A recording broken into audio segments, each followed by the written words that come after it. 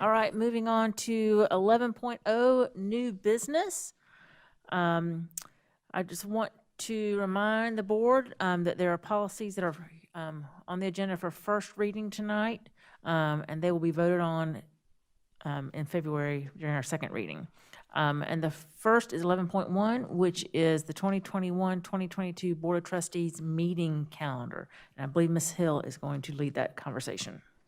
Yes, so Madam Chair, members of the board, as you remember, this is just the first reading of a proposed schedule for Board of Trustees meetings in the next year, the 2021-2022 year.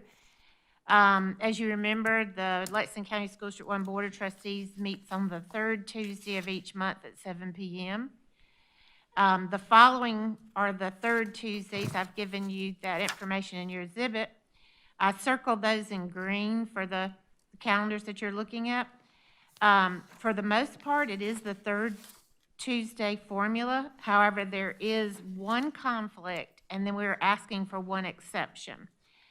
So the conflict is that the third Tuesday in December would actually fall during winter break. So we recommend moving it to the second Tuesday in December, and you see we've given you that. The exception is we would ask you to approve moving the June meeting to the fourth Tuesday. As you remember, sometimes we ask you to bump that late because it is part of the budget process, may mean that we need another week, that the legislature has made a change at the last minute or something that impacts that budget process. So we often need that other week, and so we've decided to go ahead and ask for that up front this year. In addition, we have some proposed second meetings for a couple of months. They're either circled in red or blue on the attached calendars that you have. For the benefit of any new board members, we use the second meetings for things like a year-end review of the district's accomplishments and progress against either the strategic plan and or our own goals and objectives, the superintendent's evaluation, budget presentations, that's a series of several meetings, and other things like that, rather large items. The red circles would indicate a full board meeting to do those types of things. The blue circles indicate meetings that we traditionally have needed to call as special board members meetings because we need some employment approvals toward the end of the year as we're approaching a new school year and we start to reach the deadlines that other districts have for releasing employees. It becomes important that we grab those when we can, and so we can't wait for a full meeting the third Tuesday of the month, but instead might need you to do that the first week of a month so that we can grab those people before they're gone. It's a really competitive process now, as Mr. Stacy's already pointed out, and so we need to have those on the calendar as a just in case. That doesn't mean we wouldn't still need to call an occasional special board meeting, but we're trying to do some planning so that we could set your year up and you could go ahead and put those on your calendar. Remember, this is just first reading, so we ask you to take a look at these dates, look at your calendars, see what questions you have, reach out to me if you have any specific questions about it, and we're giving these to you for your reaction and review.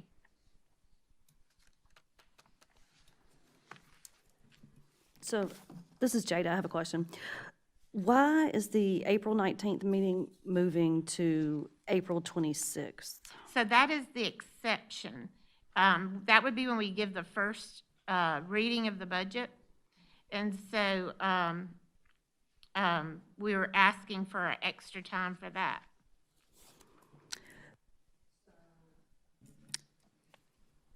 Last year, we had first reading at the end of May. And we're saying next year we're going to be reviewing the budget almost a month earlier. We're very hopeful to do that. Mr. Salters can elaborate, but we have. If you go back historically, the first reading has been in in April, that last meeting, and we've usually moved it to the last week in April. And last year, there were so many things going on with COVID, and there were so many unknowns. We didn't know what the budget looked like, so that's why it was pushed to May. But if you go back historically, typically that first reading is in April, and that's what we're trying to get back to give you guys as much time as possible to work through things. It's kind of a balance between the legislature and getting information from them and giving you guys as much time to work on a budget as possible. Okay. So Thank just you. to clarify, I didn't speak correctly to the first exception. It's actually April we're asking for the exception and not in June. We talked about June, but we're not prepared to ask you for that yet. So then what is that June? So the regular June meeting right now falls on June the 21st. We have, from time to time, had to go to that last one on the 28th, but we're not asking for it at this point. If we can get it done by the 21st, it's a benefit to finance, as Mr. Salters can elaborate, because they have to get that in place and all the accounts set up before we would open the new school year on July 1st.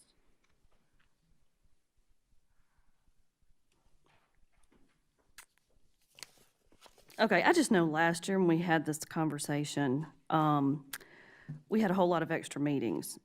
And this year, I have felt that we've kind of done the same thing. I think it's easier to schedule meetings like we did last week for a board workshop, or a year or so ago. You know, we called one at 7:30 in the morning and we had a quorum just to change the time of a future meeting. And I just don't think we need all of these. The September 7th, that's the year-end review. The October 5th is the superintendent's evaluation. So the April 5th, because we had a meeting in April this year. We only had one. Let's see here. And we had 3 meetings in April and May of last year, and only one was necessary. But under these proposed dates brought to us, we're going to have 3 meetings in 4 weeks between April and May. And I understand, you know, one of those is a budget exception on April the 26th. But if that's the case, I just don't think we need the April 5th meeting. September 7th, I mean, that could be combined with the other September meeting, September 21st. And Mary Beth, correct me, but the board chair, obviously, if there's no agenda items, can cancel a meeting. Yes. Yeah. And one of the considerations was that we have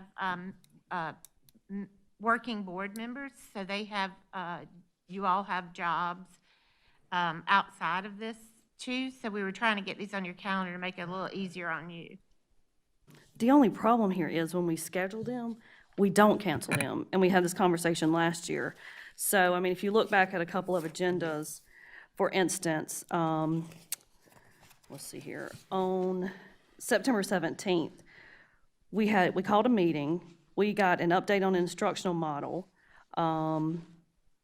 we heard a couple of policies, and then we adjourned. That was September. On, let's see here, May the 5th, we had some employment recommendations, discussed land. We got a couple of reports, and then we met again a couple weeks later with an even larger agenda. So I think we spend more time and more money preparing for these additional meetings than we do actually conducting business during the meeting. So when you look at supper, you have an hour allotted for executive session, which most time only lasts about 15 minutes. I just feel like we're wasting a bunch of time. Then we've got staff who has to show up, printing agendas, preparing the auditorium and overflow room, preparing for live streaming. We got costs associated with food and an SRO. And we do all of this for the board to take care of a couple of items that could have been moved to our 3rd Tuesday of the month meeting.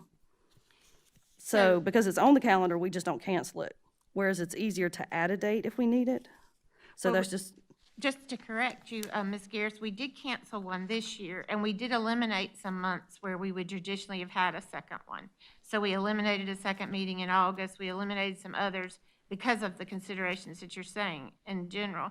The additional meetings in April, May, and June are highly likely to be used for employment recommendations for the new year. right, so if we're just meeting for employment recommendations, I feel like that's something that can be done through Zoom, not to call a whole board meeting, get everybody in here, set everybody up. I mean, that's another recommendation I had. I would recommend that the board talk this over.